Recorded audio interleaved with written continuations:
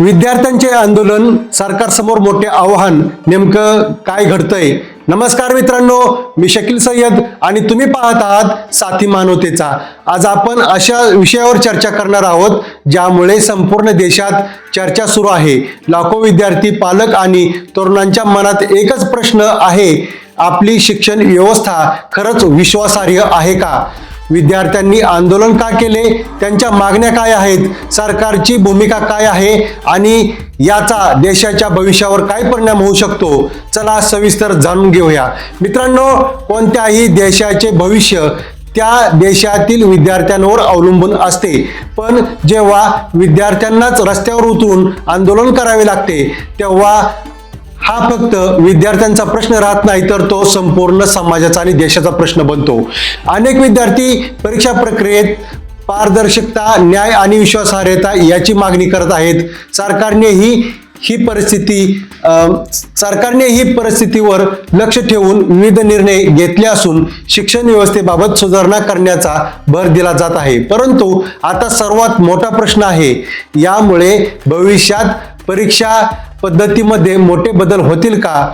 विद्यार्थ्यांचा सरकारवरील विश्वास पुन्हा निर्माण होईल का? आणि सर्वात महत्त्वाचे म्हणजे अशा घटना पुन्हा होणार नाहीत याची खात्री कोण देणार? जिल्हा परिषद शाळांमध्ये विद्यार्थ्यांची कमी होणारी पटसंख्या टाळण्यासाठी शासन शाळांना वर्ग आणि इयत्तावार शिक्षक देणार का, हा प्रश्न सध्या गंभीर आहे। आज पालक लोक विद्यार्थ्यांना जिल्हा परिषद शाळांमधून काढून खासगी इंग्लिश मीडियम शाळेमध्ये पाठवत आहेत। ह्या इंग्लिश मीडियम शाळेची फी सर्वसामान्य पालकांच्या खिशाला परवडत नाही।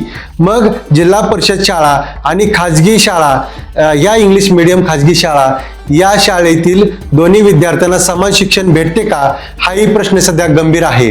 ग्रामपंचायतच्या मार्फत शाळांना शैक्षणिक खर्च हा बंधनकारक असतो, परंतु महाराष्ट्रातील काही ग्रामपंचायती ह्या शाळांना शैक्षणिक साहित्य देत असताना त्यामध्ये भ्रष्टाचार करत आहे, हे प्राथमिकदृष्ट्या आपल्याला निदर्शनास आलेलं आहे आणि त्याचे कागदोपत्री पुरावे हे माझ्याकडे आहेत।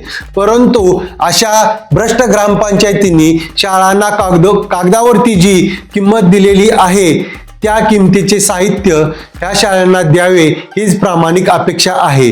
काही ग्रामपंचायती या कागदावरती वेगळा खर्च दाखवतात आणि प्रत्यक्षात मात्र त्या किमतीचे तेवढे साहित्य शाळांना भेटत नाही।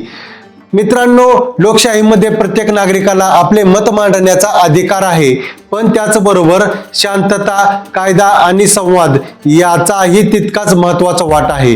तुमचे मत काय आहे हे आम्हाला नक्की कळवा। शिक्षण व्यवस्थेत कोणते बदल व्हायला हवेत हेही आम्हाला जाणून घेणं आवडेल। तुमचे मत आम्हाला कमेंट बॉक्समध्ये नक्की कळवा। हा व्हिडिओ जर आपल्याला आवडला असेल तर लाईक करा, शेअर करा आणि साथी मानवतेचा या यूट्यूब चॅनलला सबस्क्राईब करायला विसरू नका। मी शकील सय्यद, पुन्हा भेटू एका नव्या आणि महत्त्वाच्या विषयासह। तोपर्यंत धन्यवाद। जय हिंद।